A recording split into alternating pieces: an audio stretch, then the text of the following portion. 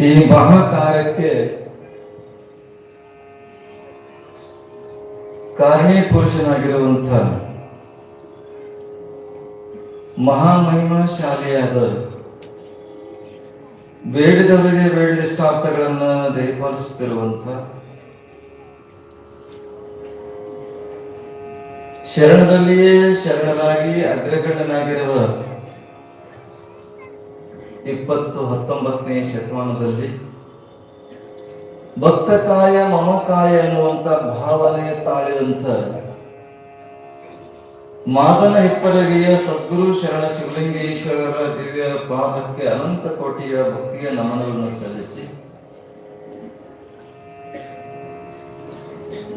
ಹುಬ್ಬಳ್ಳಿಯ ಜಗದ್ಗುರು ಜಗದ್ವಂದ್ಯ ಸಿದ್ಧಾರೂಢ ಅಪ್ಪಗಳವರನ್ನು, ಅಕ್ಕಲಕೋಟೆಯ ಸದ್ಗುರು ರೇವಣಸಿದ್ಧ ಶಿಕ್ಷಣ ಅಪ್ಪಗಳವರ ಶ್ರೀಚರಣಕ್ಕೂ ನಮನಗಳನ್ನು ಸಲ್ಲಿಸಿ ಬಸವಾದಿ ಪ್ರಮುಖರನ್ನ, ಜಗತ್ತಿನ ಶ್ರೇಷ್ಠ ಸಾಧು ಸಂತ ಮಹಾತ್ಮರನ್ನ, ತತ್ವಜ್ಞಾನಿಗಳನ್ನ ಈ ಸಂದರ್ಭದಲ್ಲಿ ಸ್ಮರಣೆ ಮಾಡಿಕೊಂಡು ಈ ಶುಭ ವೇದಿಕೆಗೆ ತಮಗೆಲ್ಲ ದರ್ಶನಾಶೀರ್ವಾದವನ್ನ 1 ಪಾಯಿಂಟ್ ಕಡಿಮೆ ಮಾಡಿದ್ರು, 1 ಪಾಯಿಂಟ್ ಕಮ್ಮಿ ತಿರುಗಿಸಕ್ ಹೋಗ್ಬೇಡದು. ಪವರ್ ಸ್ಟೇರಿಂಗ್ ಇದು, ಮಾಮೂಲಿ ಸ್ಟೇರಿಂಗ್ ಇದ್ರೆ ಗರಗರ ತಿರುಗಿಸ್ಬೇಕು. ಪವರ್ ಸ್ಟೇರಿಂಗ್ ಸ್ವಲ್ಪ ತಿರುಗಿಸಿ ಸಾಕು, ಬರೋಬರ ಆಗ್ತದೆ. ಈ ವೇದಿಕೆ ಮೇಲೆ ತಮಗೆಲ್ಲ ದರ್ಶನಾಶೀರ್ವಾದವನ್ನ ಸಾಕು ದಯಪಾಲಿಸಲು ದಿವ್ಯ ನೇತೃತ್ವ ಸಾನ್ನಿಧ್ಯವನ್ನ ವಹಿಸಿ ತಮಗೆಲ್ಲರಿಗೂ ಆಶೀರ್ವಾದವನ್ನ ಮಾಡುತ್ತಿರುವಂತ ಮೈಂದರಗಿಯ ಸಿದ್ಧಾಶ್ರಮ ವಿರಕ್ತ ಮಠದ ಪರಮಪೂಜ್ಯ ಮಹಾನಿರಂಜನ ಪ್ರಣವ ಸ್ವರೂಪಿ ಮೃತ್ಯುಂಜಯ ಅಪ್ಪಗಳವರ ಶ್ರೀಚರಣಕ್ಕೂ ನಮನಗಳನ್ನು ಸಲ್ಲಿಸಿ ಸಂಗೀತ ಕಲಾವಿದರಾಗಿರುವ ನಮ್ಮವರೇ ಮಾದನಿಪ್ಪರಗಿಯ ಶಾಂತಮಲ್ಲಪ್ಪ ಭಟ್ಟರಕಿಯವರು, ಹಾಗೆ ನಮ್ಮ ಮಲ್ಲಿಕಾರ್ಜಪ್ಪ ಸಿಂಗಶೆಟ್ಟಿ ಅವರು, ಸದ್ಗುರು ಶರಣ ಶಿವಲಿಂಗೇಶ್ವರ ಟ್ರಸ್ಟ್ ಕಮಿಟಿಯ ಅಧ್ಯಕ್ಷರೇ, ಉಪಾಧ್ಯಕ್ಷರೇ, ಕಾರ್ಯದರ್ಶಿಗಳೇ, ಸರ್ವ ಪದಾಧಿಕಾರಿಗಳೇ, ಹಿರಿಯರೇ, ತಾಯಂದಿರೇ, ಯುವಕ ಮಿತ್ರರೇ, ಮುದ್ದು ಮಕ್ಕಳೇ, ಅವರಿವರಿಂದ ಸರ್ವರಿಗೂ ಎನ್ನುವ ಶರಣಾರ್ಥಿಗಳನ್ನ ಸಲ್ಲಿಸಿ ಇವತ್ತಿನ ಚಿಂತನದಲ್ಲಿ ನಾವು ಪಾಲ್ಗೊಳ್ಳೋಣ. ಅಪ್ಪ ಅವರು 7:07 ಅಂದಿದ್ರು, 7:30 ಶುರು ಮಾಡಿದ್ರು. ನಾ 7:08 ಬಂದಿದ್ದೀನಿ. ಮೈಕ್ ಕರೆಕ್ಟಾಗಿ ಈಗ 9ಕ್ಕೆ ಶುರುವಾಗಿತ್ತು. ಈಗ ಬಿಡೋದು 11 ಗಂಟೆಗೆ. ನಿಮಗೆ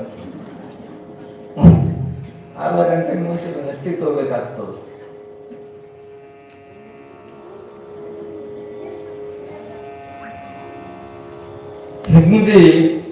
ಹಿಂದಿ ದೋಹೆಯಲ್ಲಿ ಒಂದು ಮಾತಿದೆ, ಪೋತಿ ಪಡಿ ಪಡಿ ಪಂಡಿತ ಹುಯಿನ ಕೋಯಿ, ಪೋತಿ ಪಡಿ ಪಡಿ ಪಂಡಿತ ಹುಯಿನ ಕೋಯಿ, ಡಾಯಿ ಅಕ್ಷರ ಸೋ ಪಡಿ ಪಂಡಿತ ಹುಯಿ ವಹಿ. ಬಹಳ ಸುಂದರವಾದಂತ ಮಾತು. ಪಂಡಿತರು, ಜ್ಞಾನಿಗಳು, ಸಂತರು, ಮಹಾತ್ಮರು ಯಾರಿಗಂತ ಇಲ್ಲಿ ಪುಸ್ತಕಗಳನ್ನ ಓದುವುದರಿಂದಾಗಲಿ, ಅನೇಕ ಗ್ರಂಥಗಳನ್ನ ಬರೆದಿರ್ತಕ್ಕಂಥ ವ್ಯಾಸ ಮಹರ್ಷಿಗಳು ಕೂಡ 18 ಪುರಾಣ, 6 ಶಾಸ್ತ್ರ, 4 ವೇದ ಎಲ್ಲವನ್ನು ಬರೆದಿದ್ದಾರೆ. ಆದ್ರೆ ಕೊನೆಗೆ ಅವ್ರು ಹೇಳಿದ್ರು, ಯಾರೋ ಒಬ್ಬರು ಕೇಳಿದ್ರು, ಇಷ್ಟೆಲ್ಲಾ ಪುರಾಣಗಳ ಬರೆದಿರಿ, ಇಷ್ಟೆಲ್ಲ ವೇದಗಳ ಬರೆದಿರಿ, ಇಷ್ಟೆಲ್ಲ ಶಾಸ್ತ್ರಗಳ ಬರೆದಿರಿ, ಇದರಲ್ಲಿ ಯಾವುದು ಶ್ರೇಷ್ಠ, ಯಾವುದು ಕನಿಷ್ಠ, ಯಾವುದು ಓದ್ಬೇಕನ್ನುವಂತ ಪ್ರಶ್ನೆ ಮಾಡಿದಾಗ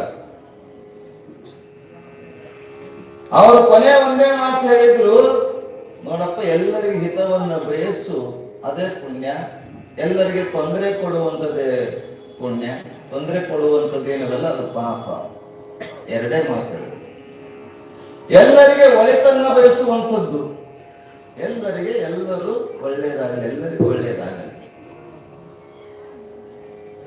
ಆ ಭಾವನೆಯನ್ನು ತಾಳಿದಾಗ ಮಾತ್ರ ನನಗೆ ಒಳ್ಳೇದಾಗ್ತದ.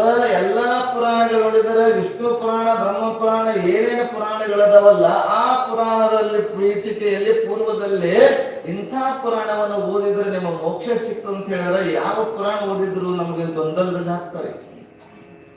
ಗೊಂದಲ ಬೇಡ, ನೀವೆಲ್ಲರಿಗೂ ಒಳ್ಳೇದನ್ನ ಮಾಡು ಸಾಕು. ಬಸವಣ್ಣವ್ರು ಹೇಳಿಲ್ಲೇನು? ಕಲಬೇಡ ಕೊಲಬೇಡ ಹುಸಿಯ ನುಡಿಯಲು ಬೇಡ, ತನ್ನ ಬಣ್ಣಿಸಬೇಡ ಇದಿರು ಹಳಿಯಲು ಬೇಡ, ಇದೇ ಅಂತರಂಗ ಶುದ್ಧಿ, ಇದೇ ಬಹಿರಂಗ ಶುದ್ಧಿ.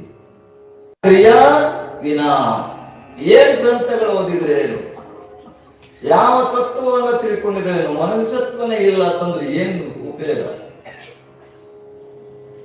ತತ್ವ. ಆದ್ರೆ ಇಲ್ಲಿ ಪೋತಿ ಕೊಡಿ ಕೊಡಿ ನಾವೆಲ್ಲ ಸಾಕಷ್ಟು ಆ ಗ್ರಂಥ ಓದಿದ್ದೀನಿ, ಈ ಗ್ರಂಥ ಓದಿದ್ದೀನಿ, ಅಷ್ಟು ತಿಳ್ಕೊಂಡಿದ್ದೀನಿ, ಇಷ್ಟು ತಿಳ್ಕೊಂಡಿದ್ದೀನಿ ಅಂತಂದ್ರೆ ವ್ಯರ್ಥ. ಡಾಯಿ ಅಕ್ಷರ ಸೋ ಪಡಿ. 2 ಅಕ್ಷರವನ್ನ ಯಾರು ತಿಳ್ಕೊಂತಾರೋ, ಯಾರದನ್ನ ಅರಿತು ಆಚರಿಸ್ಕೊಳ್ತಾರೋ ಅವರೇ ಪಂಡಿತ ಆಗ್ತಾರೆ, ಅವರೇ ಜ್ಞಾನಿಗಳಾಗ್ತಾರೆ. ಅದಕ್ಕೆ ಮಹಾಭಾರತದ ಒಂದು ಭಾಗವಾಗಿರ್ತಕ್ಕಂಥ ಭಗವದ್ಗೀತೆಯಲ್ಲಿ ಹೇಳ್ತಾರೆ, ವಿದ್ಯಾ ವಿನಯ ಸಂಪನ್ನೆ ಬ್ರಾಹ್ಮಣೆ ಗವಿ ಹಸ್ತಿನಿ ಸುನೀಚೈವ ಸಪಾಕೇಚ ಸಮದರ್ಶನ ಪಂಡಿತ. ಭಗವದ್ಗೀತೆ. ಸಮವಾಗಿ ನೋಡುವ ಭಾವನೆ ಬರಬೇಕು ನಮ್ಮಲ್ಲಿ.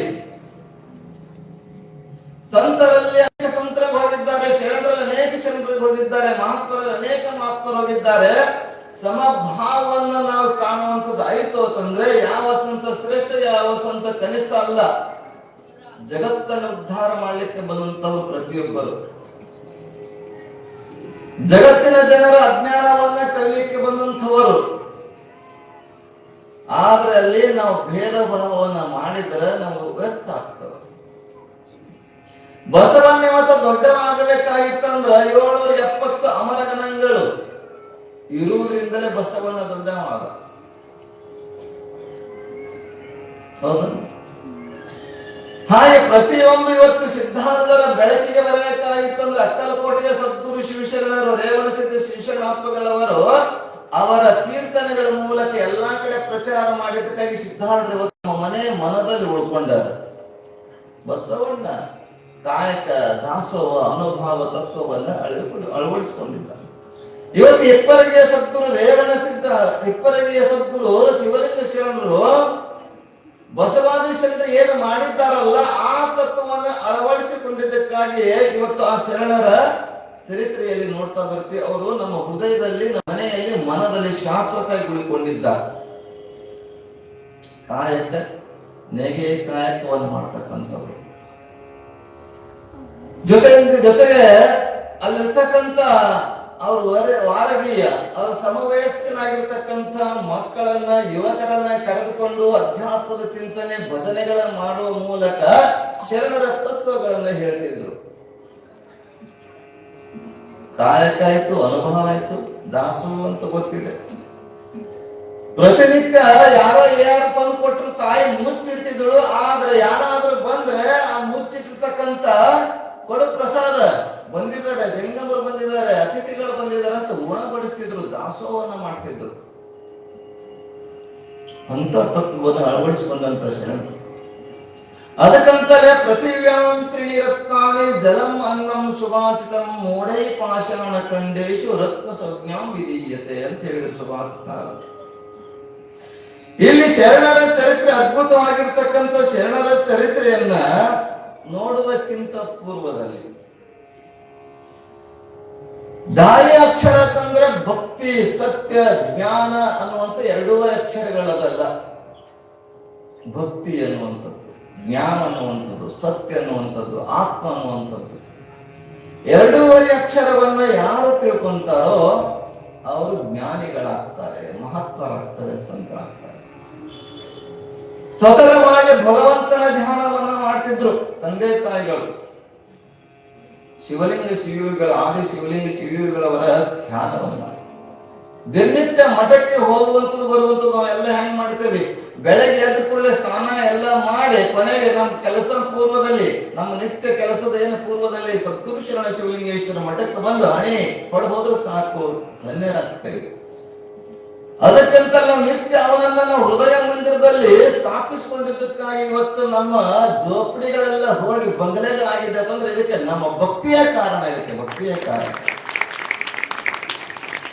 63 ಜನ ಪುರಾತನರಲ್ಲಿ ಒಬ್ಬ ಮಹಾತ್ಮ ಆಗಿ ಹೋಗಿದ್ದಾನೆ. ಬಸವಾದಿ ಪ್ರಮಥರಿಗಿಂತ ಪೂರ್ವದಲ್ಲಿ 63 ಜನ ಪುರಾತನರು, 63 ಜನ ಪುರಾತನರಲ್ಲಿ ಒಬ್ಬ ಭಕ್ತ.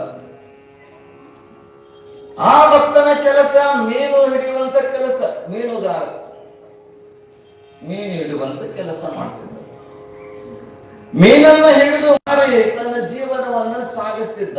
ನಿತ್ಯ ಗೆದ್ದುಕೊಳ್ಳೆ ಶಿವ ಅಂತಿದ್ದ, ಮಲಗಬೇಕಾದ್ರೆ ಶಿವ ಅಂತಿದ್ದ, ಏನಾದ್ರು ಕೆಲಸ ಮಾಡಬೇಕಾದ್ರೆ ಶಿವನ ಇಚ್ಛೆ ಅಂತಿದ್ದ. ತೆನವಿನ ತೃಣವಿನ ಚಲತಿ, ಭಗವಂತನ ಮೇಲೆ ಭಾರವನ್ನ ಹಾಕಿ ತನ್ನ ಕೆಲಸವನ್ನ ಮಾಡ್ಕೊಂಡು ಹೋಗ್ತಿದ್ದ ಆ ಶರಣ.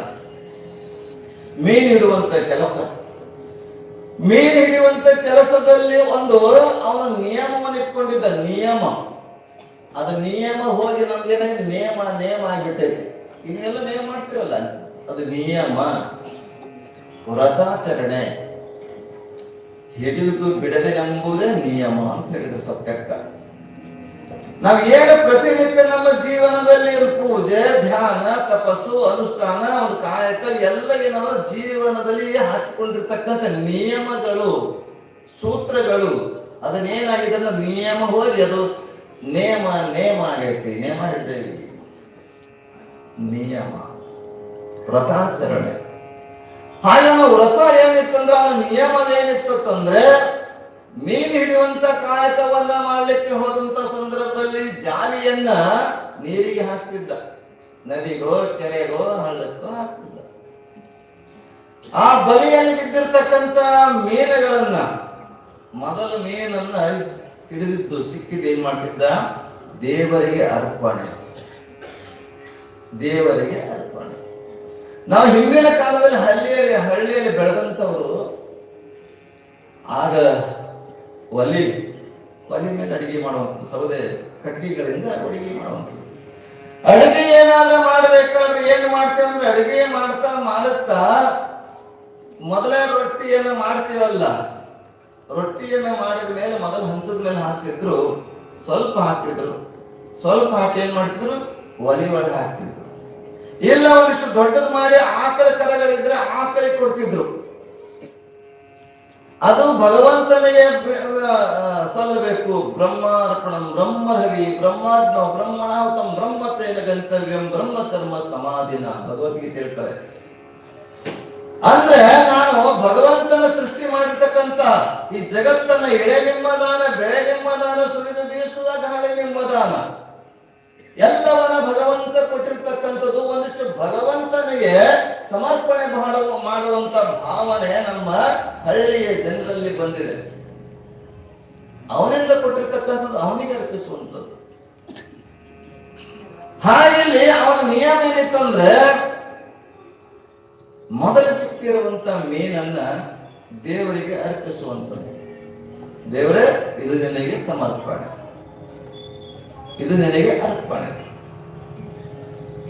ಹಾಗೆ ಅವನು ಕಾಯಕವನ್ನ ಮಾಡ್ಕೊಂಡು ಬಂದ ಒಂದು ದಿವಸ. ಯಾಕಂದ್ರೆ ಭಕ್ತಿ ಮಾಡೋದ್ರಲ್ಲಿಗೆ ಭಗವಂತನ ಪರೀಕ್ಷೆ ಇರ್ತದಂತ, ಹೌದಲ್ಲ?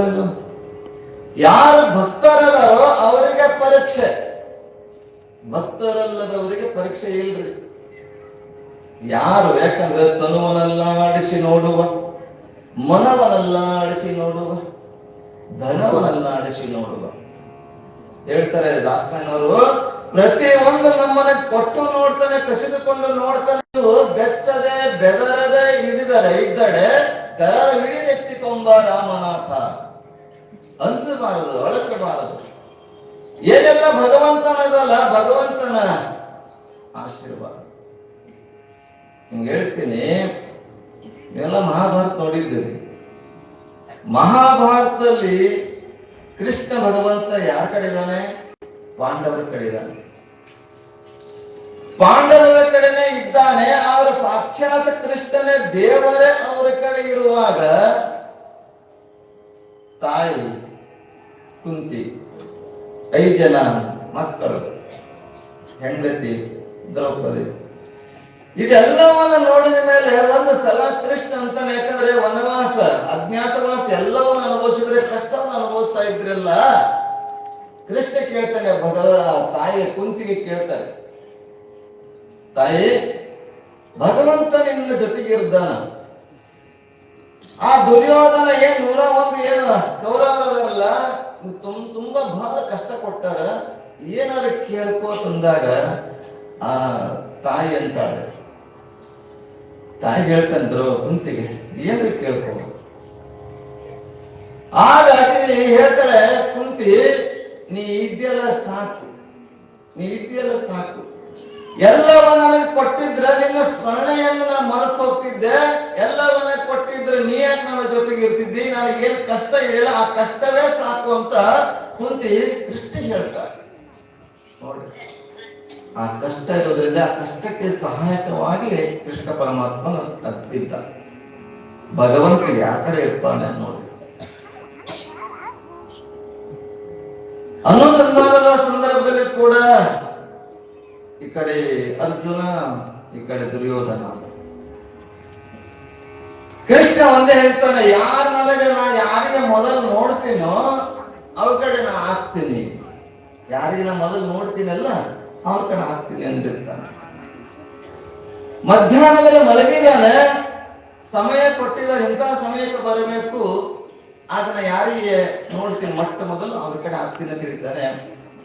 ದುರ್ಯೋಧನ ಮೊದಲು ಬರ್ತಾನೆ, ಮೊದಲು ಬಂದು ವಿಚಾರ ಮಾಡ್ತಾನೆ, 2 ಕುರ್ಚಿ ಇರ್ತಾವೆ, ಒಂದು ತಲೆ ಕಡೆ ಒಂದು ಪಾದದ ಕಡೆ, ಒಂದು ತಲೆ ಕಡೆ ಇರ್ತದ, ಒಂದು ಪಾದದ ಕಡೆ ಇರ್ತದ. ಅವನಂತಾನೆ ಒಂದ್ಸಲ ಕಾಲತ್ತಿರ ಕೂಡ್ತಾನೆ, ಕಾಲತ್ತಿರ ಕುರ್ಚಿ ಇರ್ತದಲ್ಲ, ಕುರ್ಚಿ ಮೇಲೆ ಕೂಡ್ತಾನೆ.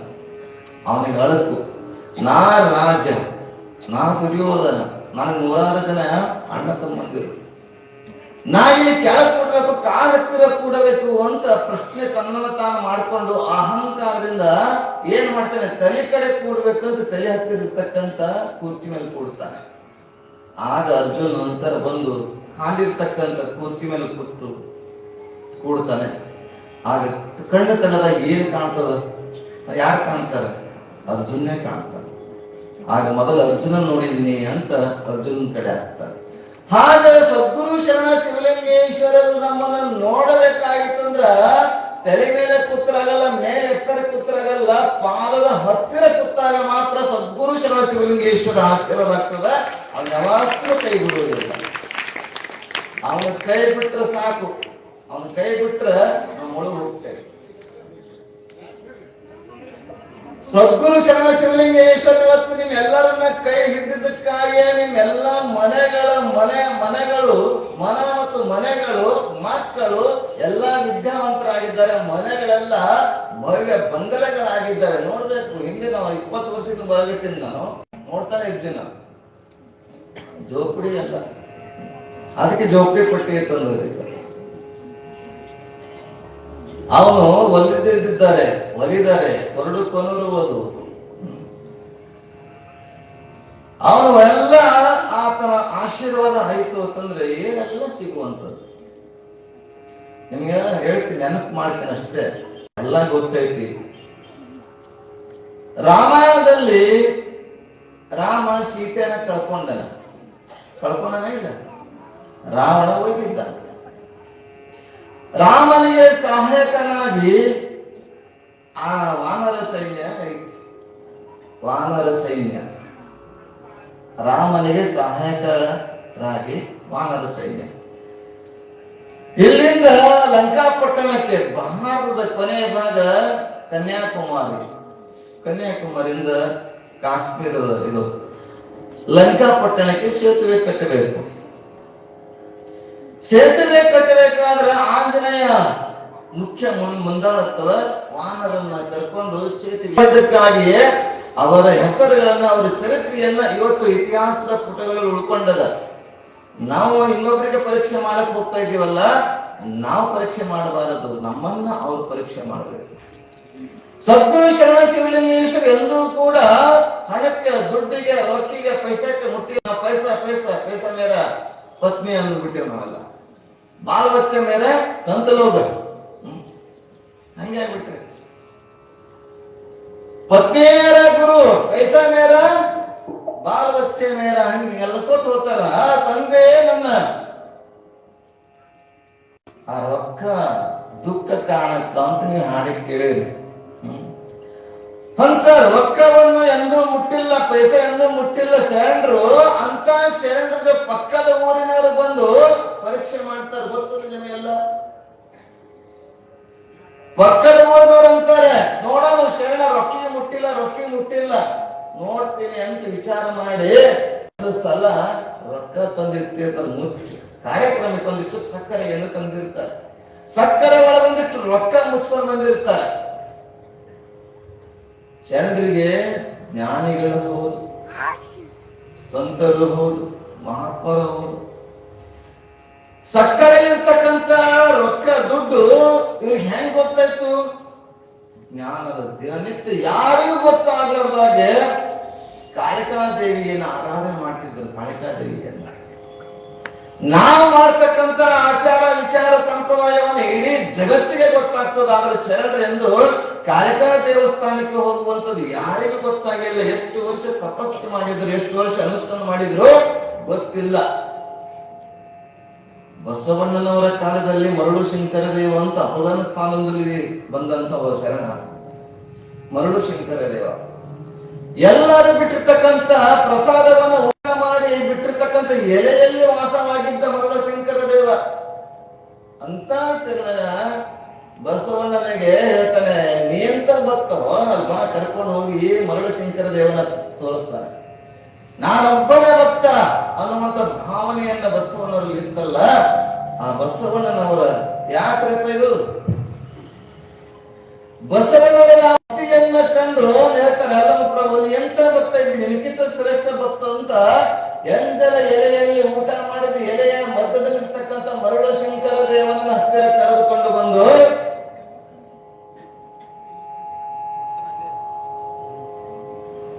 ತೋರಿಸ್ತಾನೆ ನಮ್ಮ ಪ್ರಭು. ಒಂದ್ ಪಾಯಿಂಟ್ ಕಡಿಮೆ ಮಾಡಿ. ಆಗ ಯಾವಾಗ ತನ್ನ ಇರುವಿಕೆಯನ್ನ ಬಸವನಿಗೆ ಗೊತ್ತಾಯ್ತು, ಎಲ್ಲಾ ಶರಣರಿಗೆ ಗೊತ್ತು, ನಾಡಿಗೆ ಗೊತ್ತಾಯ್ತು ಅಂತ ತಿಳ್ಕೊಂಡು ಆಗ ಅವನು ತನ್ನ ದೇಹವನ್ನು ಬಿಡ್ತಾನೆ ಮರಳು ಶಂಕರ ದೇವ. ಯಾರಿಗೂ ಗೊತ್ತಾಗಲಾರ್ದೆ ಕಾಳಿಕಾದೇವಿಯನ್ನ, ಭವಾನಿಯನ್ನ, ಶಾಂಭವಿಯನ್ನ ಧ್ಯಾನವನ್ನು ಮಾಡಿರ್ತಕ್ಕಂಥ ಸದ್ಗುರು ಶರಣ ಶಿವಲಿಂಗೇಶ್ವರರು ಎಲ್ಲವನ್ನ ಕೊಡುವಂತ ತಾಯಿ ಇದ್ದಾಳೆ. ಕಲ್ಪವೃಕ್ಷ ಕಾಮಧೇನು ರೂಪದಲ್ಲಿ ನಾವೆಲ್ಲ ಇದರಲ್ಲಿ ದೇವಿ ಪುರಾಣದಲ್ಲಿ ನೋಡ್ತೇವೆ. ಕಲ್ಪವೃಕ್ಷ ಕಾಮಧೇನು ದೇವಿ. ಎಲ್ಲಾ ಶರಣರಲ್ಲಿ ಪುರಾಣದಲ್ಲಿ ಮಹಾತ್ಮ ಪುರಾಣಗಳಿದಾವಲ್ಲ, ಆ ಎಲ್ಲಕ್ಕಿಂತಲೂ ಶ್ರೇಷ್ಠವಾಗಿರ್ತಕ್ಕಂಥ ಪುರಾಣ ತಂದ್ರೆ ದೇವಿಯ ಪುರಾಣ, ತಾಯಿಯ ಪುರಾಣ. ಅಂತ ತಾಯಿ ಹೃದಯ ಯಾವಾಗಲೂ ಮೃದು ಇರುತ್ತದೆ.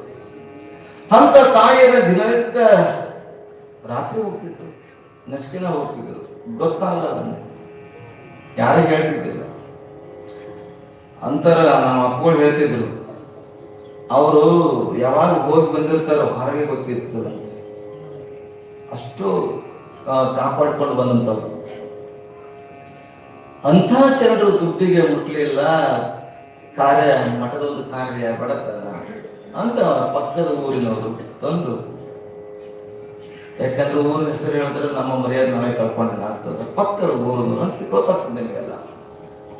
ತಂದು ಆ ಸಕ್ಕರೆಯಲ್ಲಿ ಒಂದಿಷ್ಟು ರೊಕ್ಕ ಗಳಿಸಿಕೊಟ್ಟಿದ್ರು. ಸದ್ಗುರು ಶರಣ ಶಿವಲಿಂಗೇಶ್ವರ ಅಂತಾರೆ, ಶಿಷ್ಯ ಮಾಂತಪ್ಪನವರಾಗಲಿ ಇನ್ನೊಬ್ಬ ಶಿಷ್ಯ ಇರ್ತಾನೆ, ಎಲ್ಲರಿಗೂ ಕರೆದು ಆ ಸಕ್ಕರೆ ಒಳಗೆ ವಿಷ ಇದ್ರು ಅದು ಚೆಲ್ಲು ಬರ್ಲಿ ಅಂತ ಕಳಿಸ್ತಾರೆ.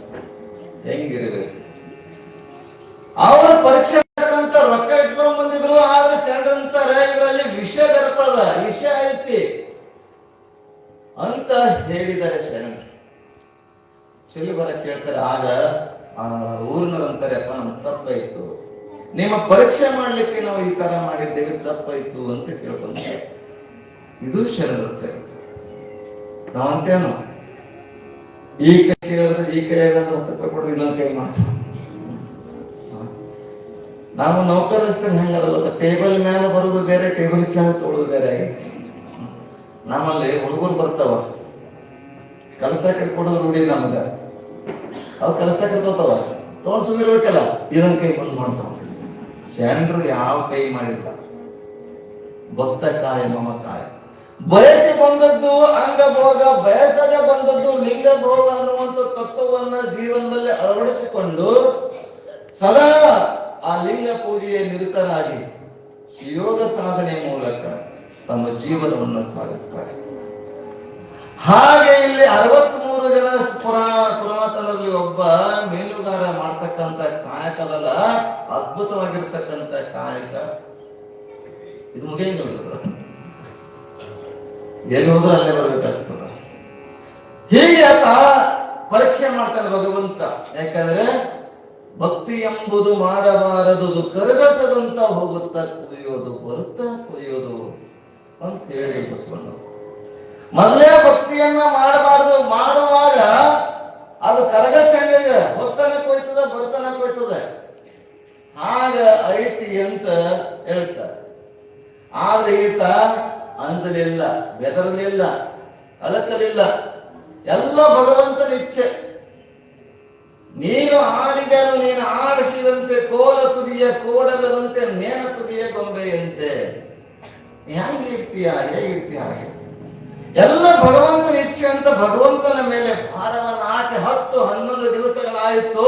ಮೀನು ಸಿಗಲಿಲ್ಲ. ಜೊತೆಗಿರ್ತಕ್ಕಂಥವ್ರೆಲ್ಲರಿಗೂ ಮೀನು ಸಿಕ್ತಿತ್ತು, ಆದ್ರೆ ಈತನಿಗೆ ಮೀನು ಸಿಕ್ಕಿರಲಿಲ್ಲ. ಆತ ವಿಚಾರ ಮಾಡಲಿಲ್ಲ, ಚಿಂತೆ ಮಾಡಲಿಲ್ಲ, ಕಳಕಳಿಯನ್ನು ಹೊಂದಿಲ್ಲ. ಕೊನೆ 10-11 ದಿವಸಗಳ ನಂತರ ಮೀನ ಜಾಲಿಯನ್ನ, ಬಲಿಯನ್ನು ತೆಗೆದುಕೊಂಡು ಕೆರೆಯ ಪಕ್ಕಕ್ಕೆ ಜಾಲಿ ಹಾಕ್ತಾನೆ, ಬಲಿ ಹಾಕ್ತಾನೆ. ಹಾಕಿದಾಗ ಒಂದು ಅದ್ಭುತವಾಗಿರ್ತಕ್ಕಂಥ ಮೀನು ಸಿಕ್ತು. 10-11 ದಿವಸಗಳ ನಂತರ ಮೀನು ಸಿಗ್ತದೆ. ಎಂಥ ಮೀನು ಅಂದ್ರೆ ಏನು, 8 ಜನ ಎತ್ತುವಷ್ಟು ಒಂದೇ ಮೀನು, ದೊಡ್ಡದಾಗಿರ್ತಕ್ಕಂಥ ಮೀನು. 8-10 ಜನ ಕೂಡಿ ಎತ್ತಬೇಕು, ಅಷ್ಟು ಅದ್ಭುತವಾಗಿರ್ತಕ್ಕಂಥ ಮೀನು. ಬಂಗಾರ ಕಲರ್, ಬೆಳ್ಳಿಯ ಕಲರ್ ಮಿಸ್ತಾ ಇತ್ತು ಮೀನು. ಆ 10-11 ದಿವಸಗಳ ಕಾಲ ಉಪವಾಸ ನೀರು ಕುಡಿದು ಜೀವನ ಮಾಡಿರ್ತಕ್ಕಂಥ ಶರಣ ಭಗವಂತನ ಆಶೀರ್ವಾದದಿಂದ ದೊಡ್ಡದಾಗಿರ್ತಕ್ಕಂಥ ಮೀನು ಸಿಕ್ಕದ, ಇದನ್ನು ತೆಗೆದುಕೊಂಡು ಹೋಗಬೇಕಂತ ಭಾವನೆ ಬರಲಿಲ್ಲ ಅವನಲ್ಲಿ. ಅವನ ನಿಯಮವೇನಿತ್ರಿ, ಮೊದಲು ಸಿಕ್ಕಿರುವಂತ ಮೀನನ್ನ ದೇವರಿಗೆ ಕೊಡುವಂಥದ್ದು. ದೇವತಾ ಸಮರ್ಪಣೆ ಭಾವದಿಂದ ಮೊದಲು ಸಿಕ್ಕೈತಿಲ್ಲ ಅಂತ ವಾಪಸ್ ಎಲ್ಲರ ಜೊತೆಗೆ ಹೊರಗೆ ತೆಗೆದಿರ್ತಾನೆ, ಗೆಳೆಯರ ಜೊತೆಗೆ ಹೊರಗೆ ತೆಗೆದಿರ್ತಾನೆ. ಅದಂತ ನಿಯಮ ನೇಮ. ನಾ ಹೆಂಗ್ ನೇಮ ಮಾಡ್ತಾ ಇದ್ದೇವಲ್ಲ, ಒಂದಿಷ್ಟು 11 ಅಮಾವಾಸ್ಯೆ, 11 ಶುಕ್ರವಾರ, ಬುಧವಾರ, ಗುರುವಾರ, ಹುಣ್ಣಿಮೆ. ನೇಮ ನಾಮಗಳಿರಬೇಕು. ನೇಮ ಮಾಡ್ತಿದಾಗ ನಾಮ ಇರುತ್ತೆ. ಅದಕ್ಕೆ ಮುಂಜಾನೆ ಜಪ ಹ್ಯಾ ಮಾಡ್ತೀವಿ ನೋಡಿ. ನೀನ್ ಯಾಕೋ, ನಿನ್ನ ಹಂಗೆ ಯಾಕೋ, ನಿನ್ನ ನಾಮದ ಬಲ ಹೊಂದಿದ್ದರೆ ಸಾಕು. ಕೂಡಲ ಸಂಗಮ ದೇವರ ನಾಮಕ್ಕೆ ಅಂಜುವುದು ಪಂಚ ಮಹಾಪಾತಕಂತವಂತೆ. ಭಗವಂತನ ಕರಿ ಅಂಜುವುದು, ಅಂಕುಶಕ್ಕೆ ಗಿರಿ ಅಂಜುವುದು, ಕುಲಿಶಕ್ಕೆ ತಮನ್ನ ಅಂಜುವುದು, ಜ್ಯೋತಿಗೆ ಪಂಚ ಮಹಾಪಾತಕ ಅಂಜುವುದು ಕೂಡಲ ಸಂಗಮ ದೇವರ ನಾಮಕ್ಕೆ ಅಂತ ಹೇಳಿದರು. ಹಾಗೆ ಭಗವಂತನ ಸ್ಮರಣೆಯನ್ನು ಮಾಡಿದ್ರೆ ಸಾಕು. ನಮ್ಮ ಆ ನೇಮ ಮಾಡಿಕೊಂಡು ನಾಮಸ್ಮರಣೆ ಮಾಡಿದ್ರೆ ನಮ್ಮ ನೇಮ ಅಂದ್ರೆ ಹೆಸರು. ಇಂಗ್ಲಿಷ್ ನಲ್ಲಿ ನೇಮ್ ಅಂದ್ರೆ ಹೆಸರು ಅಲ್ಲತ್ತಮ್ಮ. ನೇಮ್ ಅಂದ್ರೆ ನಾವು ನಮ್ದು ಪುಸ್ತಕದ ಉಳಿತದ, ಮನಸ್ಸಾಗ ಉಳಿತದ, ಜನರ ಮನಸ್ಸಾಗ. ಹಾಗಿಲ್ಲಿ ಅಂತ ನಿಯಮವನ್ನು ನಾವು ಮೊದಲು ಸಿಕ್ಕಿರುವಂತ ಮೀನನ್ನು ದೇವರಿಗೆ ಅರ್ಪಿಸಬೇಕನ್ನುವಂತ ಭಾವನೆಯಿಂದ ಅರ್ಪಿಸಿದ ಇರ್ತಕ್ಕಂಥ ಗೆಳೆಯರಂತಾರೆ, ಕಣಿಯಾಡಿ ಬಿಡ್ಕೊಂಡು 10-11 ದಿವಸಗಳ ಕಾಲ ಉಪವಾಸ ಇದ್ದ. ಎಂದೂ ಸಿಗಬಾರ್ದಂತ ಮೀನು ಸಿಕ್ಕೈತಿ, ತಗೊಂಡು ಹೋಗ್ಬೇಕು, ನಮ್ಗಾರ ಸಿಗಬಾರ್ದ ಅಂತ ಬಾಯಾಗ ಬಳಿಟ್ಕೊಂಡ್ರು, ಆಶ್ಚರ್ಯಪಟ್ರು. ಆದ್ರೆ ಈತ ನಿಯಮ ಬಿಡಲಿಲ್ಲ, ದೇವರಿಗೆ ಅರ್ಪಣೆ. ಮತ್ತೆ ಬಲಿ ಹಾಕ್ತಾನೆ, ಅದೇ ಮೀನು ಸಿಗ್ತದೆ. ಅವಂತ ದೇವ್ರಿಗೆ ಕೊಟ್ಟಿರುವಂತ ಮತ್ತೆ ಹೋಗ್ಬಾರ್ದಲ್ಲ. ತೋತ್ರಿ ನೀವು ಬಿಡ್ರಿ, ತೆಂಗಿನಕಾಯಿ ತರ್ತೀರಿ ದೇವರಿಗೆ ಅಂತ, ನೀರು ನೀವೇ ಕುಡಿತೀರಿ, ಕಾಯಿ ನೀವೇ ತಿಂತೀರಿ. ದೇವರ ತುಜೆ ಕಡೆ ಹಾತ್ ಮಜಾ ಕಡೆ ಭಾತ್ ಅಂತ ತಗೊಂಡ್ ಮತ್ತೆ ವಾಪಸ್ ಮನೆ. ಅವತ್ತು ನೋಡ್ಬೇಕು ಕಾಯಿ ಅಮಾಸೆ ಹುಣ್ಣಿಮೆ ಇದ್ರ ಚಟ್ನಿ ಮಾಡೋದ, ಇಡ್ಲಿ ದೋಸೆ ಮಾಡೋದ. ನಿಮ್ ಕಡೆ ಮಾಡಲ್ಲ, ನಮ್ಮ ನೆಲಗಿ ಕಟ್ಟಿ ಮಾಡ್ತಾರೆ. ಹಾಗಲ್ಲಿ ಮೊದಲು ಸಿಕ್ಕಿರುವಂತದ್ದು ಕೊಟ್ಟ, ಮತ್ತ ಅದೇ ಸಿಕ್ಕಿತ್ತು, ಮತ್ತ ಆ ಕಡೆ ಹಾಕದ ಅದೇ ಸಿಕ್ಕಿತ್ತು, ಇಡೀ ಕೆರೆ ಸುತ್ತೆಲ್ಲ ಹಾಕದ ಅದೇ ಮೀನು ಸಿಕ್ಕಿತ್ತು. ಹೆಂಡತಿ ಮನೆಯಿಂದ ಬರ್ತದ ಸಾಯಂಕಾಲ ಸಮಯ, ಇವತ್ತಾದ್ರೂ ನನ್ನ ಗಂಡನಿಗೆ ಗಂಡಗೆ ಯಜಮಾನಿಗೆ ಮೀನು ಸಿಕ್ಕವೋ ಇಲ್ಲೋ ಅಂತ ನೋಡ್ಬೇಕು. ಯಾಕಂದ್ರೆ ಬಹಳ ತಕ್ಕಾಯ್ತು, ಮುಂಜಾನೆ 10-11 ಹೋಗ್ಯಾನ, ಇನ್ನೂ ಬಂದಿಲ್ಲ, ನೋಡ್ಬೇಕು ಅಂತ ಇಕ್ಕಿ ಬರ್ತಾ ಇದ್ದಾರೆ ಮನೆಯಿಂದ.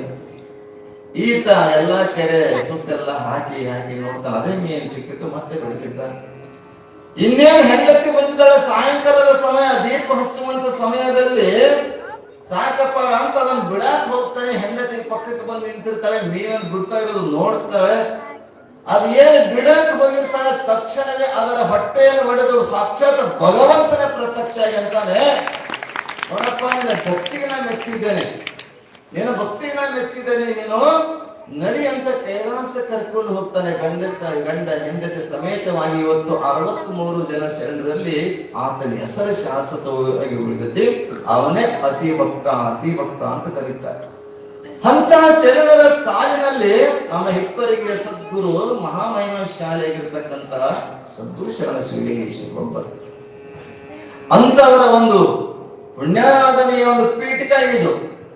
ಜಯಂತ್ಯುತ್ಸವದ ಪ್ರಯುಕ್ತವಾಗಿ ಇದು ಪೀಠಿಕ ಶುರು ಆಗೈತಿ. ಈಗ ಪೀಠಿಕದಲ್ಲಿ ಮೈಕ ಕೈ ಕೊಡುವುದು ಆಗ ಪಾಪ ನಿನ್ನೂ ಮಾಡಿದ್ರು, ಇವತ್ತು ಮಾಡಿದ್ರು, ಇನ್ನ 3 ದಿವಸ ಐತಿ ಮಾಡ್ತಾ ಇರೋದು. ನಂಗೆ ಸಂಸಾರ ಇದು.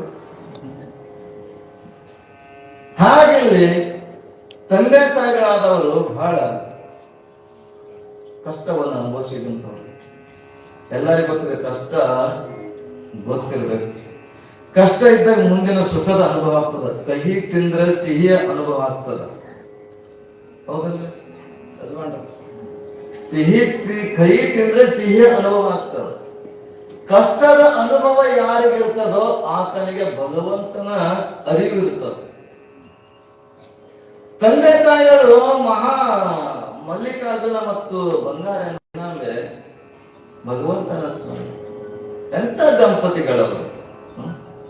ನಾವು ಇರ್ತೇವ್ರಿ, ನಮ್ಮ ದಾಂಪತ್ಯನ ನೋಡ್ಬೇಕು ನೀವು. ಆ ಶರಣರಲ್ಲಿ ಬಸವಣ್ಣನ ತಂದೆ ತಾಯಿ, ಕಲಬುರಗಿ ಶರಣ ಬಸವೇಶ್ವರ ತಂದೆ ತಾಯಿ, ಸಿದ್ದಾರೂಢರ ತಂದೆ ತಾಯಿ, ಸದ್ಗುರು ರೇವಣ ಸಿದ್ಧ ಶ್ರೀಶಂಕರ ತಂದೆ ತಾಯಿ, ಅವ್ರು ಹೇಗೆ ಬದುಕು ಮಾಡಿದ್ರು. ನಮಗೆ ಏನಾಗೈತಿ, ಮನೆ ದೊಡ್ಡದಾಗೈತ್ರಿ, ಮನಸ್ಸು ಸಣ್ಣದಾಗೈತಿ. ಮೊದಲಿನ ಕಾಲಿಗೆ ಇಟ್ಟೆ ಮನೆಯಲ್ಲಿ ಡಜನ್ ಮಕ್ಕಳು ಹಿಡಿತಿದ್ರು. ಹ್ಯಾಂಗ್ ನಡೆದಾಗ ಹ್ಯಾಂಗ್ ಜಾಯಿಂಟ್ ಮಾಡೋದು ಗೊತ್ತಿಲ್ಲ. ಈಗ ನಮ್ದು ಅಮರ ಏಕ್ ಅನ್ನೋ ಮಟ್ಟಿಗೆ ಬಂದೈತಿ.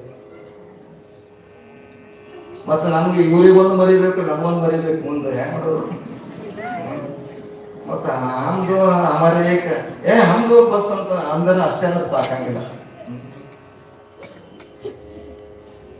ಹಾಗೆ ಅಂತ ಬಡತನ ಕುಟುಂಬ ಕಾಯಕವನ್ನ ಮಾಡುತ್ತಾ ಸದಾ ಭಗವಂತನ ಸ್ಮರಣೆಯನ್ನ ಮಾಡುತ್ತಾ ಗಂಡ ಹೆಂಡತಿ ಅತ್ಯಂತ ಪ್ರೀತಿಯಿಂದ ನಮ್ಗೆ ಹೇಳ್ತಾರೆ. ಅವರು ಸದಾ ಭಗವಂತನ ಚಿಂತನೆ ಚಿತಾಯಸ್ಸ ಚಿಂತಾಯಸ್ಸ ಬಿಂದು ಮಾತ್ರ ವಿಶೇಷ. ಚಿಂತಾ ಮತ್ತು ಚಿತೆಗೆ ಏನು ವಿಶೇಷದ ವ್ಯತ್ಯಾಸ ಅಂತ ಕೇಳಿದ್ರ, ಚಿತಾದಹತಿ ನಿರ್ಜೀವಂ, ಚಿಂತಾದಹತಿ ಸಜೀವಂ. ಚಿಂತೆ ಮತ್ತು ಚಿಂತನೆಗಳ ವಿಚಾರವನ್ನು ಮಾಡಿದ್ರೆ ಭಗವಂತನ ಚಿಂತನೆಯನ್ನು ಮಾಡಬೇಕು. ಅಂಬಿಗರ ಚೌಡೆಯನ್ನು ಹೇಳಿದ್ರೆ ಬಡತನಕ್ಕೆ ಉಂಬುವ ಚಿಂತೆ, ಉಣದಾದರೆ ಇಡುವ ಚಿಂತೆ, ಇಡದಾದರೆ ಹೆಂಡರ ಚಿಂತೆ, ಹೆಂಡರಾದರೆ ಮಕ್ಕಳ ಚಿಂತೆ, ಮಕ್ಕಳಾದರೆ ಬದುಕಿನ ಚಿಂತೆ. ಎಲ್ಲವನ್ನ ಕೊಟ್ಟಿದ್ದ ಭಗವಂತ. ಬಡತನ ಇತ್ತು, ಆದ್ರೆ ಬಡತನ ಇದ್ರು ಕೂಡ ಬಡತನ ಬಗ್ಗೆ ಚಿಂತೆ ಮಾಡಿದಿಲ್ಲ ಅವರು. ಭಗವಂತನ ಪ್ರಾರ್ಥನೆ, ಶಿವಲಿಂಗೇಶ್ವರರ ಚಿಂತನೆ ಮಾಡುತ್ತಾ ಕಾಲ ಕಳಿತರಬೇಕಾದ್ರೆ ಅವರೇ ಅವರ ಗರ್ಭದಲ್ಲಿ ಅವತರಿಸಿದ್ದಾರೆ. ನಮ್ಮ ಚಿಂತೆ ಹೆಂಗಿರ್ತೈತಿ ಅಂತ ಕಡೆಕೋಳು ಮಡಿಯೊಳಪ್ಪನವರು ಒಂದು ಹಾಡಿನಲ್ಲಿ ಹೇಳಿದಾರೆ, ನೋಡೋಣ. ಯಾಕ್ ಮಾಡ್ತೀರಿ ನೀ ಒಣ ಚಿಂತಿ, ಅದೆಲ್ಲ ಹಂಗೆ.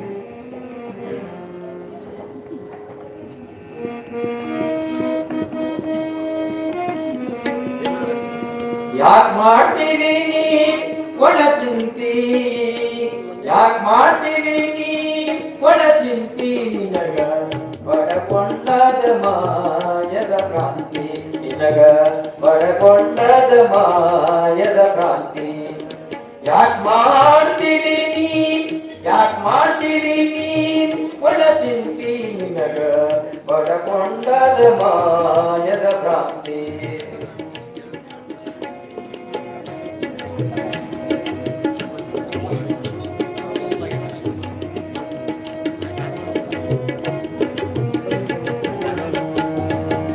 ಅದಕ್ಕ ಜೋತುಗೊಂಡು ನೀ ಕುಂತಿ ಅದಕ್ಕ ಜೋತುಗೊಂಡು ನೀ ಕುಂತಿ ನಾಳೆ ಅಮ್ಮ ಕೇಳಿದರಿಗೇನು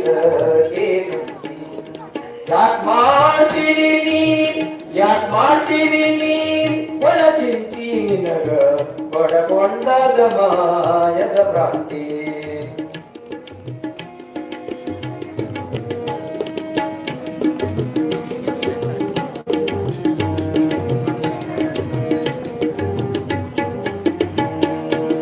ಮನಿ ಕಟ್ಟಿಸಿಡಿ ಮ್ಯಾಳಿಗಿ ನಿನಗ ಹೋಗಾದು ಬಂತಲ್ಲೋ ನಾಳಿಗಿ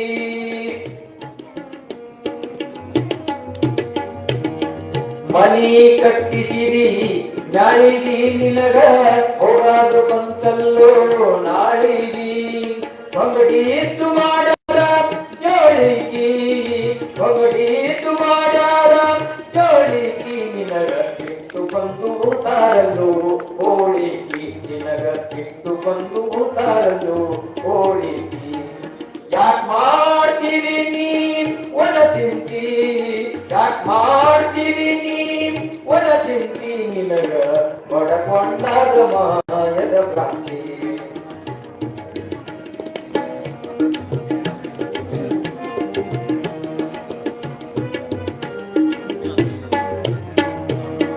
ಎಂದರು ಮಕ್ಕಳು ಸಂಪತ್ತು ನೀ ಹುಟ್ಟಿರಾಗ ಅದು ಎಲ್ಲಿತ್ತು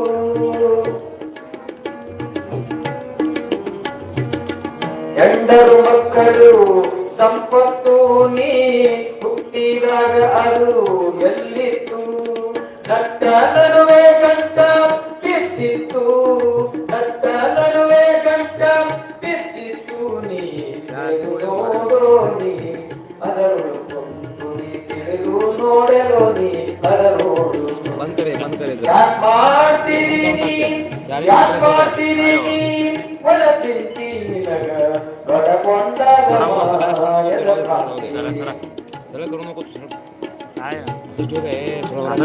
सोडा तुम्ही नंतर हे करू अरे तसं करायला आडवा करतो लाईव्ह आहे रे हे असं मला तू व्हिडिओ ಸಂಕಟ ಪಡುತ್ತಿದಿ ಸಾಯುವುದಕ ಅದು ಸಂಕಟಪಟ್ಟ ಹುಣ್ಣಲ್ಲೋ ಮಾಯುದಕ बोलो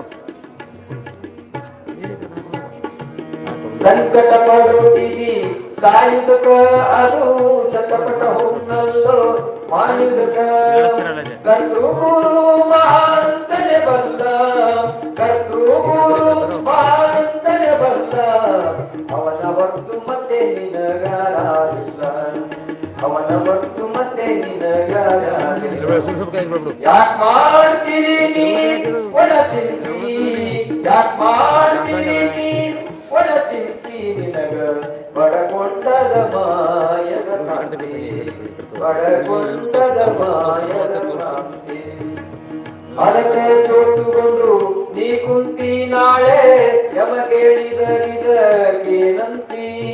ಯಾಕ್ ಮಾಡ್ತೀನಿ ನೀ ಒಳ ಚಿಂತಿ ನಿನಗ ಬಡಕೊಂಡದ ಮಾಯದ ಕ್ರಾಂತಿ ನಿನಗ ಬಡಕೊಂಡದ ಮಾಯದ ಕ್ರಾಂತಿ ನಿನಗ ಬಡಕೊಂಡದ ಮಾಯದ ಕ್ರಾಂತಿ ಸಾಂಬಯ್ಯನ ಪಾರ್ವತೇಶ್ವರ ಮಹಾದೇವ ಮೊಬೈಲ್ ಕನೆಕ್ಟ್ ಇರೋದಕ್ಕ ಅದು ಬಂದ್ಬಿಡುತ್ತೆ ಶಿವಸಾಂಬದೈ ನಮ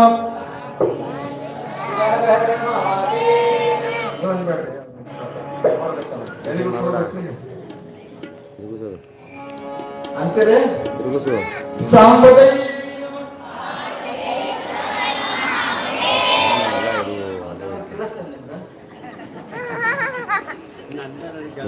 ಮತ್ತೆ ಕೇಳಿಸಿ ಕೆಲಸ ಏನ್ ಮಾಡಿದ್ರಪ್ಪ ಮಾತ ಶಿವ ಶಿವ ಬಹುತೇಕ ಬ್ಯಾಟ್ರಿ ಕಮ್ಮ ಚಾರ್ಜಿಂಗ್ ಹಲೋ. ಬ್ಯಾಟ್ರಿ ಇದೆ. ಮೊದಲು ಹೆಂಗಿತ್ತು ಹಂಗೆ ಇಡ್ರಪ್ಪ ಸಾಕೀಗ. ಬಹುತೇಕ ಹಂಗೆ ಆಗ್ತದೆ ಈಗ. ಹಲೋ ಅವ್ನು ಲೈವ್ ಬಿಟ್ಟಾರ ಪಾಪ ಮಂದಿ ಎಲ್ಲ ಕಡೆ ಬರ್ತಾರೆ ಬೈತಾರ. ಸಾಂಬಳೈ ನಮಃ ಬ್ಯಾಟ್ರಿ ಕಮ್ಮ ಸದ್ಗುರು ಶರಣ ಶಿವಲಿಂಗೇ ಎಳ್ಸೋದಲ್ರಿ ಒಂದದ್ದು ನೀವು ಅನ್ಬೇಡಿ ಮೊದಲು ಇವ್ರು ಅಂತ ನೋಡೋಣ ಹೆಂಗಂತ ಮಾಯಕ್ಕೆ ಬಂದ್ಬಿಡಿ ಮಾಡ್ಬಿಟ್ಟು ನೀವು ಅನ್ನೋದು ಬೇಡ ಅವ್ರು ಅನ್ನೋದು ಬೇಡ ಅಂತ ಹೇಳಿ. ಸದ್ಗುರು ಶರಣ ಈಶ್ವರ ಮಹಾರಾಜ ಕೀ ಜೈ. ಈಗ ಯಾರ ಇವ್ರು ನೀವು ಅನ್ಬೇಡ್ರಿ ಇಲ್ಲಿ ಕೂತಾರಲ್ಲ ಅಲ್ಲ ಏನ್ ಹಿರಿಯರ ಸದ್ಗುರು ಶರಣ ಶಿವಲಿಂಗೇ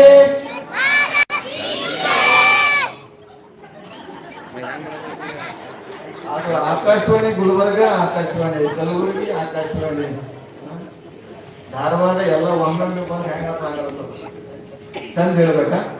ಶಾಂಭವಿ ಮಾತಾ ಏನ ಬರ್ಲಾಗತ್ತ, ಮೈಕು ಬರ್ಲಾಗದ, ನಿಮ್ ಧ್ವನಿನೂ ಬರ್ಲಾಗತ್ತ. ಈ ಕಡೆ ಈ ಕಡೆ ಈ ಕಡೆ ಬನ್ನಿ. ಯಾಕೆ ಮಾಡ್ತಿದೀನಿ ಒಣ ತಿಂತಿ ನಿನ್ನಗ ಪಡ್ಕೊಂಡೈತಿ ಒಣ ಭ್ರಾಂತಿ. ಮಡಿಯೊಳಪ್ಪನವರು ಬಹಳ ಸುಂದರವಾಗಿ ಹೇಳಿದ್ದಾರೆ.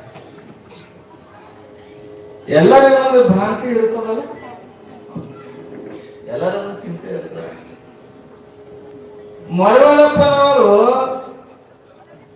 ಕಲಬುರಗಿಯ ಶರಣ ಬಸವೇಶ್ವರರ ಕಾಲದಲ್ಲಿದ್ದಂಥವರು.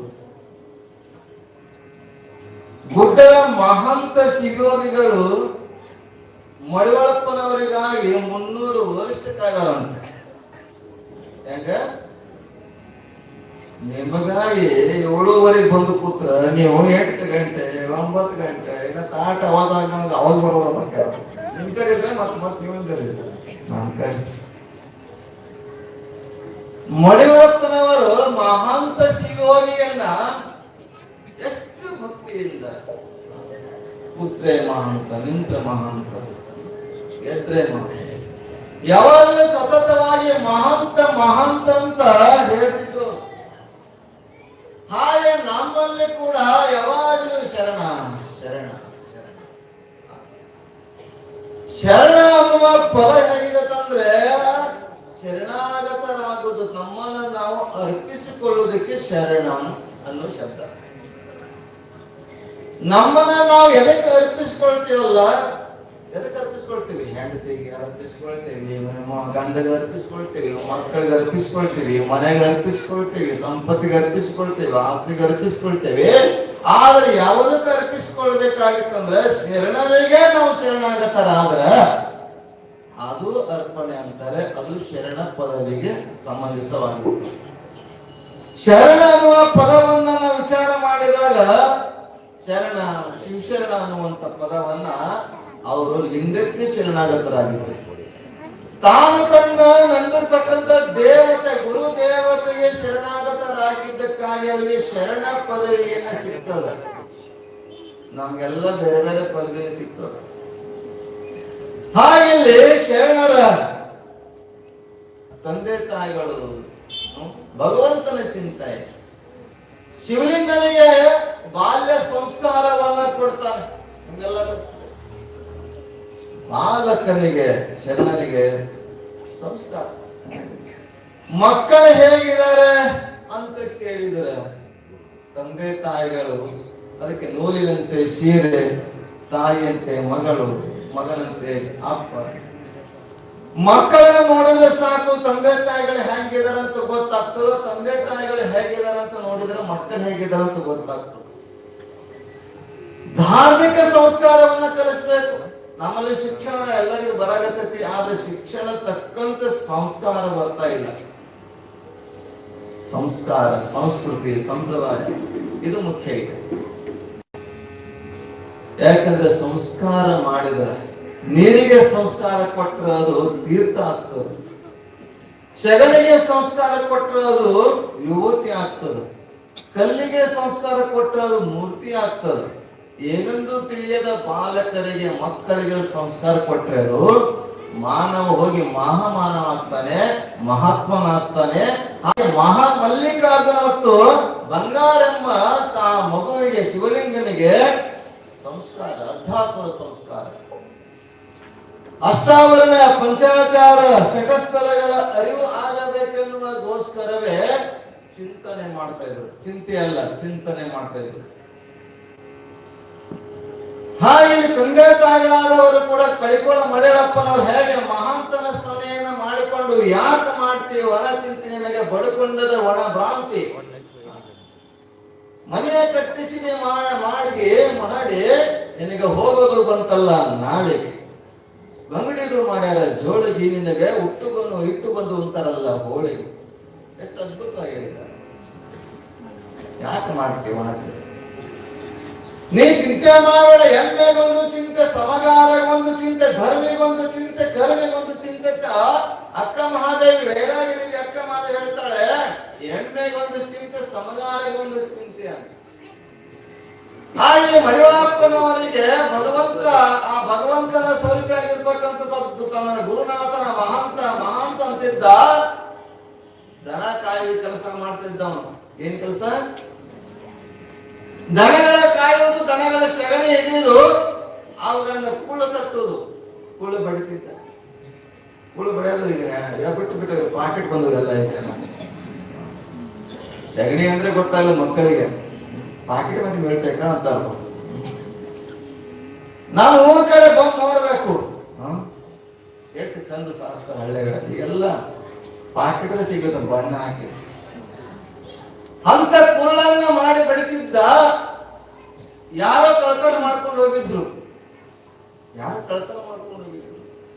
ಮಡಿವಾಳಪ್ಪನ ಕುಳ್ಳ.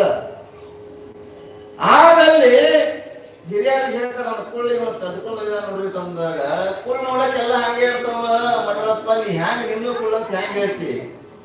ನಾನು ಕುಳ್ಳ ಹೆಂಗಂತಂದ್ರ ನೀವು ಕಿವಿಗೆ ಹಚ್ಚಿ ಕೇಳ್ರಿ. ಅವ್ ಕಿವಿಗೆ ಹಚ್ಚಿದ್ರ ಮಹಾಂತ ಅಂತಿದ್ರು ನನ್ನ ಕುಳ್ಳ, ಅಲ್ಲಿಲ್ಲ ಅಂದ್ರೆ ಅವನ ಕುಳ್ಳ ಅಂತಿದ್ದನು. ಹಿರಿಯರು ಬಂದು ಚೌಕಾಸಿ ಮಾಡ್ಬಿಟ್ಟು ನೋಡ್ತಾರೆ, ಹೌದು ನೋಡೋಣ ಅಂತೇಳಿ. ಯಾಕಂದ್ರೆ ಕುಳ್ಳ ಮಹಾಂತ ಅಂತ ಅಂದ್ರೆ ಬಾಯಿಗೆ ಮಹಾಂತ ಅನ್ನಲ್ಲ. ಆಗ ಹಿರಿಯರು ವಿಚಾರ ಮಾಡಿ ನೋಡೋಣ ಮಡಿವಾಳಪ್ಪನ ಶಕ್ತಿ, ಗುರುವಿನ ಮಹಿಮೆ ಅಂತ ಕುಳ್ಳನ್ನು ತೆಗೆದುಕೊಂಡು ನೋಡ್ತಿದ್ರಂತ. ಕುಳ್ಳುಗಳೆಲ್ಲ ಮಹಾಂತ ಅವ್ರ ಕುಳ್ಳು ಮಹಾಂತಂದವ. ಆಂಜನೇಯನ ಬಾಯಿ ಅಷ್ಟೇ ಅಲ್ಲ, ರೋಮಗಳು ಕೂಡ ರಾಮ ಅಂತಿದ್ದು. ಆ ಭಕ್ತಿಯನ್ನ ನಮ್ಮಲ್ಲಿ ಇರುವುದರಿಂದ ಇವತ್ತು ಎಂಥ ಅದ್ಭುತವಾಗಿರ್ತಕ್ಕಂಥ ಕಾರ್ಯಕ್ರಮದ ರೂಪರೇಷೆ ತಯಾರಾಗಿದೆ. ಇರ್ಲಿಲ್ಲ ನಾತಿದ್ರು. ಯಾಗ ಆ ಮಹಾಂತ ಶಬ್ದಗಳನ್ನ ಕುಳ್ಳು ಸಹಿತ ಮಹಾಂತ ಅಂತಿದ್ವಲ್ಲ, ಇವನು ಮಡಿವಾಳಪ್ಪನ ಕುಳ್ಳಿನ ಜೊತೆಗೆ ಅವರು ಕುಳ್ಳ ಸೇರಿ ಅವನ ಕುಳ್ಳನು ಮಹಾಂತ ಅಂದಾಗತ್ತೀವ ಅಂತ. ಅವನ ಕುಳ್ಳ ಈ ಕಡೆ ಬಂದು ಅಂತ ಕುಳ್ಳ ಮಹಾಂತ. ಹಾಗೆ ನಾವು ನಮ್ಮಲ್ಲಿ ಆ ಶರಣರ ಬಗ್ಗೆ ಅತ್ಯಂತ ನಂಬಿಕೆ, ಶ್ರದ್ಧೆ, ಭಕ್ತಿ ಇರುವುದರಿಂದ ಇವತ್ತು 151ನೆಯ ಜಯಂತಿ ಇದೆಯಲ್ಲ, ಅದ್ಭುತವಾಗಿರ್ತಕ್ಕಂಥ ಕಾರ್ಯಕ್ರಮ. ಒಂದು ಶತಮಾನ ಆಗಿ ಅರ್ಧ ಶತಕದಲ್ಲಿ ಒಂದೇನು 150 ಹಿಪ್ಪಳಿಗೆ ಮಾಡಿದ್ರು. ನ ಭೂತೋ ನ ಭವಿಷ್ಯತಿ.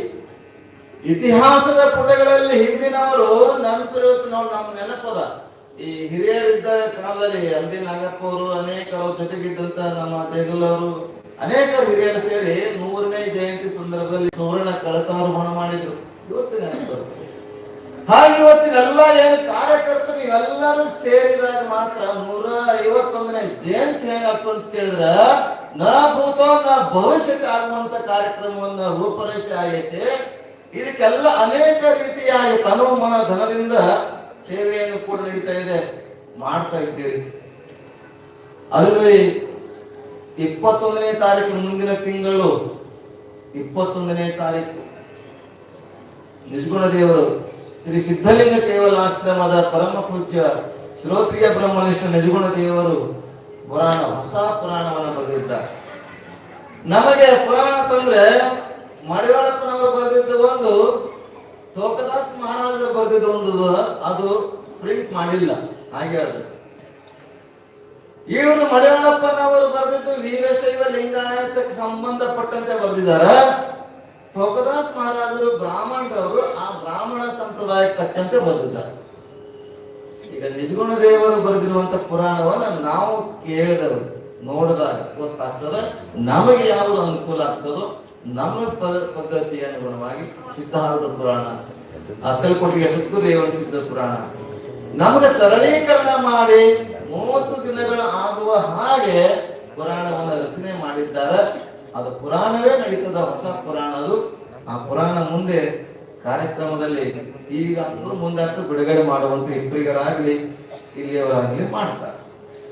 ಆ ಪುರಾಣಕ್ಕೆ 151ನೇ ಜಯಂತಿ ಪ್ರಯುಕ್ತವಾಗಿ ಮುಂದಿನ ತಿಂಗಳು 21ರಿಂದ ಫೆಬ್ರವರಿ 6ರವರೆಗೆ ನಡೀತಕ್ಕಂಥ ಕಾರ್ಯಕ್ರಮ. 15 ದಿವಸಗಳು ನೀವೆಲ್ಲ ಏನ್ರಿ ಟೊಂಕ ಕಟ್ಟಿ ಇರ್ಲೇಬೇಕಂತ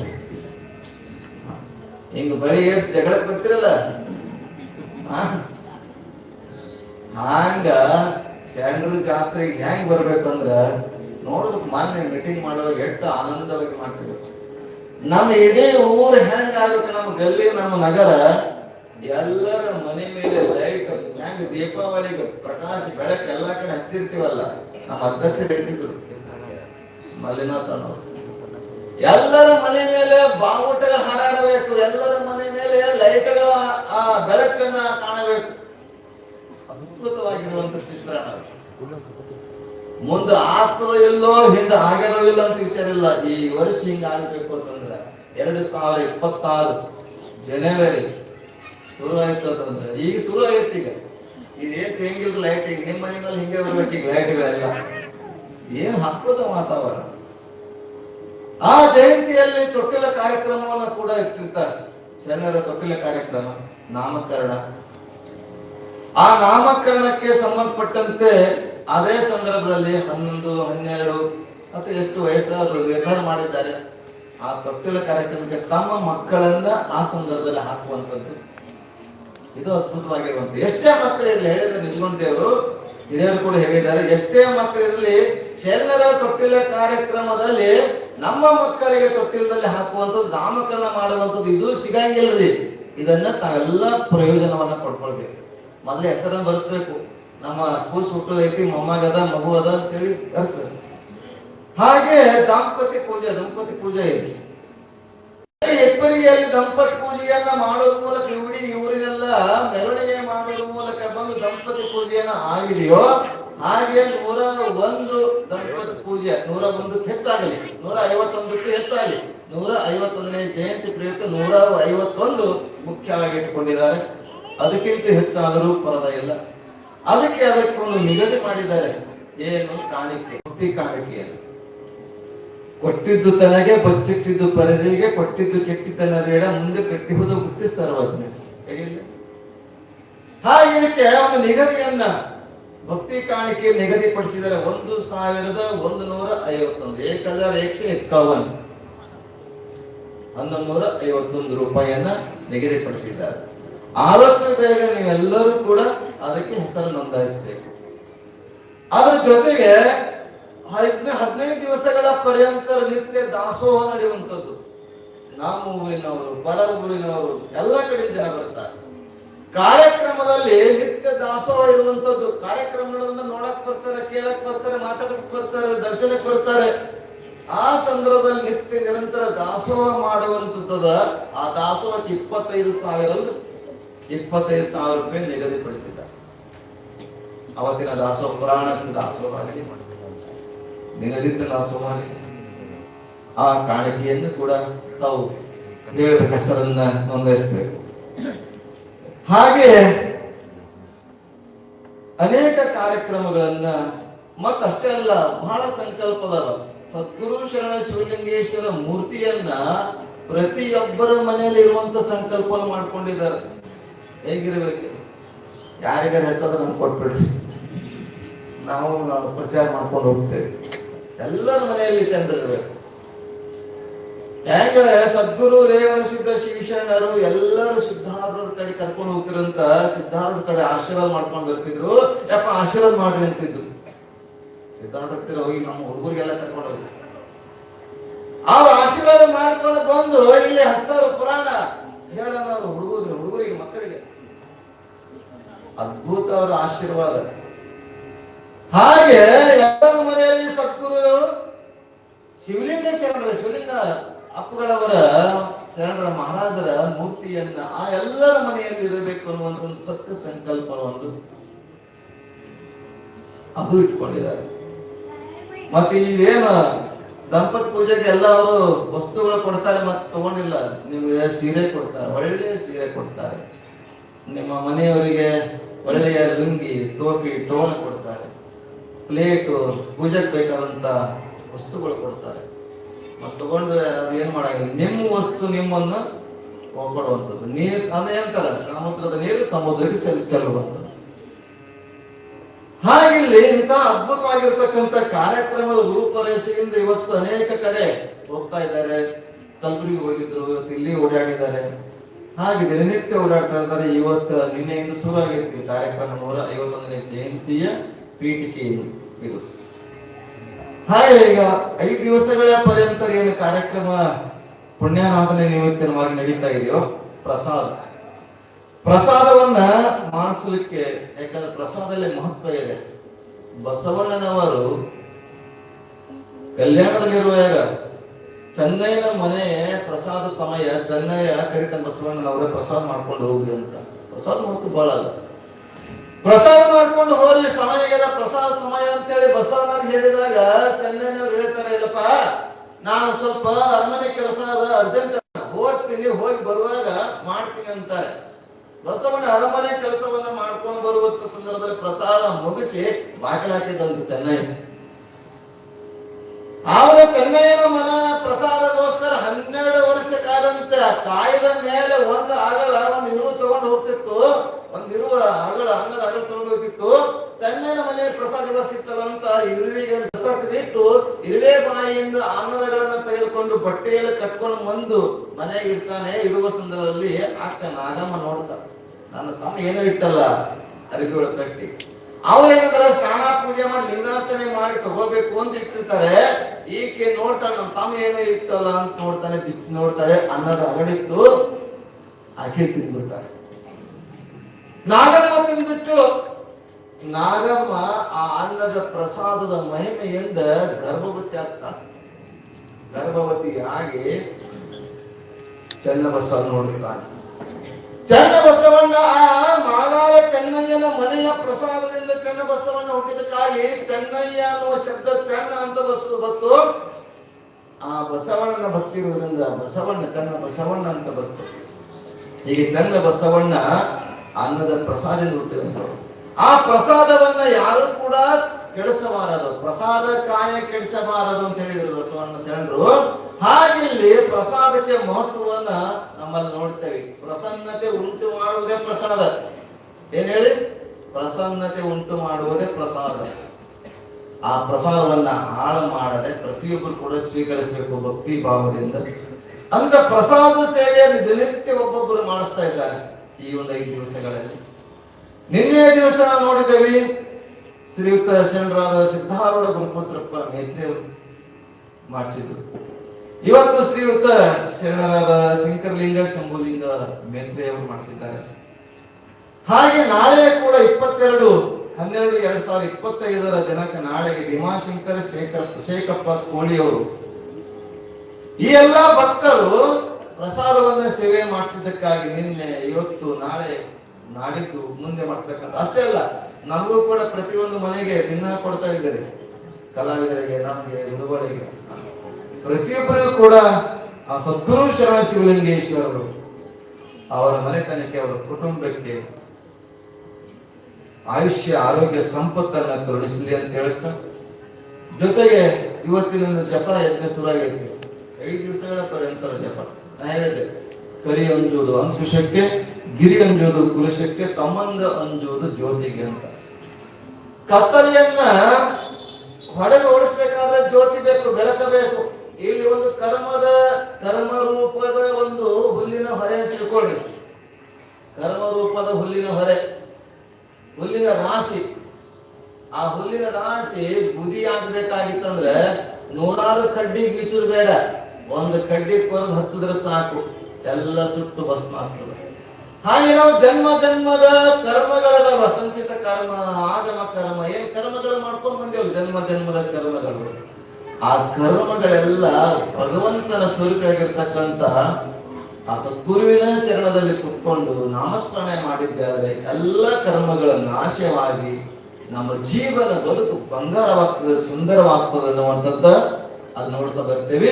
ಜಪಯಜ್ಞಕ್ಕೆ ಇವತ್ತಿನ ದಿವಸ ಶ್ರೀಯುತ ಗುಂಡಪ್ಪ ನಾಗಯ್ಯ ಮೇತ್ರಿ ಅವರು ಹಾಲಿನ ಸೇವೆಯನ್ನು ಮಾಡಿದ್ದಾರೆ, ಪ್ರಸಾದ ಸೇವೆ. ಹಾಗೆ ನಾಳೆ ಕೂಡ ಮಾಡ್ತಕ್ಕಂಥ ಸದ್ಭಕ್ತರಾಗಿರುವಂತಹ ಗುರುಲಿಂಗಪ್ಪ ಶ್ರೀಲಿಂಗಪ್ಪ ನಾಗುರೆ ಮಾಡಿಸ್ತಾ ಇದ್ದಾರೆ. ಹಾಗೆ ತಾವು ಕೂಡ ಈ ಮಠದಲ್ಲಿ ಇರ್ತಕ್ಕಂಥ ಈ ಕಾರ್ಯಕ್ರಮಕ್ಕೆ, ಯಾಕಂದ್ರೆ ಅವಕಾಶ ಬಂದಾಗ ಕಳ್ಕೊಳ್ಬಾರ್ದು, ನಾಳೆ ನಾಡಿದ್ದು ಅನ್ನುವಂಥದ್ದು ಬೇಡ. ಮರಕ್ಕೆ ಬಾಯಿ ಬೇರೆಂದು ಬೇರೆಂದು ತಳಕ್ಕೆ ನೀರಿರಿದರೆ ಮೇಲೆ ಪಲ್ಲವಿಸಿತು ನೋಡ ಹೇಳಿದ್ದಾರೆ. ಮರದ ಬಾಯಿ ಬೇರಂತ ತಿಳ್ಕೊಂಡು ಕೆಳಗೆ ನೀರು ಹಾಕ್ತೇವೆ, ಫಲ ಎಲ್ಲ ಕೊಡ್ತೈತ್ರಿ, ಅದು ಮೇಲೆ ಕೊಡ್ತೈತಿಲ್ಲ. ಹಾಗೆ ನಾವು ಮಾಡಿದ್ದನ್ನ ಯಾವುದು ಕೆಟ್ಟಲ್ಲ, ಅದು ನಮಗೆ ಪ್ರತಿಫಲದ ಪುಣ್ಯ 100,000 ಪಟ್ಟು ಸಿಗುವಂತದ. ಇಂಥದ್ದನ್ನ ನಾಳೆ ಗುರುಲಿಂಗಪ್ಪ ಅವರು ಮಾಡ್ತಾರೆ. ಮತ್ತೆ ನಾಳೆ ಯಾರು ಮಾಡ್ತಾರೆ, ನಮ್ಮ ಕಾರ್ಯಕರ್ತರಿಗೆ ತಮ್ಮ ಹೆಸರನ್ನ, ದಾಸೋಹ ಹೆಸರನ್ನ, ನಮ್ಗೇನು ಕಲಾವಿದರಿಗೆ, ನಮಗೆ ಗುರುಗಳಿಗೆ ಭಿನ್ನ ಕೊಡ್ತಕ್ಕಂಥ ಹೆಸರನ್ನ ತಾವು ಸೂಚಿಸಬೇಕು. ಜಯಂತಿ ಕೂಡ ತಾವೆಲ್ಲ ಹೆಸರನ್ನ, ದಂಪತಿಗಳ ಪೂಜೆಗೆ ಹೆಸರು ಕೊಡಬೇಕು, ನಾಮಕರಣಕ್ಕೆ ಹೆಸರು ಕೊಡಬೇಕು. ಅನೇಕ ಸೇವೆಗಳಿದಾವೆ, ಸೇವೆ ಇಂಥ ಸೇವೆ ಮಾಡ್ತೀನಿ ಅನ್ನೋದು ಕೂಡ ಹೆಸರನ್ನ ಕೊಟ್ಟು ತಾವು ಈ ಕಾರ್ಯಕ್ರಮದಲ್ಲಿ ಸಂಪೂರ್ಣವಾಗಿ ಪಾಲ್ಗೊಂಡು ಆ ಸದ್ಗುರು ಶರಣ ಶಿವಲಿಂಗೇಶ್ವರ ಕೃಪೆಗೆ ಪಾತ್ರ ಆಗತಕ್ಕಂಥ ಶಕ್ತಿಯನ್ನ ಸದ್ಗುರುನಾಥ ಕರುಣಿಸಿದಂತ ಈ ಸಂದರ್ಭದಲ್ಲಿ ಹೇಳುತ್ತಾ ನನ್ನ ವಾಕ್ಪುಸ್ತವನ್ನ ಸದ್ಗುರು ಶರಣ ಶಿವಲಿಂಗೇಶ್ವರಿಗೆ ಅರ್ಪಿಸಿ ಮಂಗಲ ಕೋರುತ್ತೇನೆ. ಈಗ ಪೂಜ್ಯರಿಂದ ಆಶೀರ್ವಾದ ನೀಡ್ತದೆ, ನಾವೆಲ್ಲರೂ ಕೇಳಿ ಪುನೀತರಾಗೋಣ. ಜೈ ಮಂಗಲಂ, ಜೈ ನಮಃ. ಸದ್ಗುರು ಶರಣ ಶಿವಲಿಂಗೇಶ್ವರ ಶಾಂಭವಿ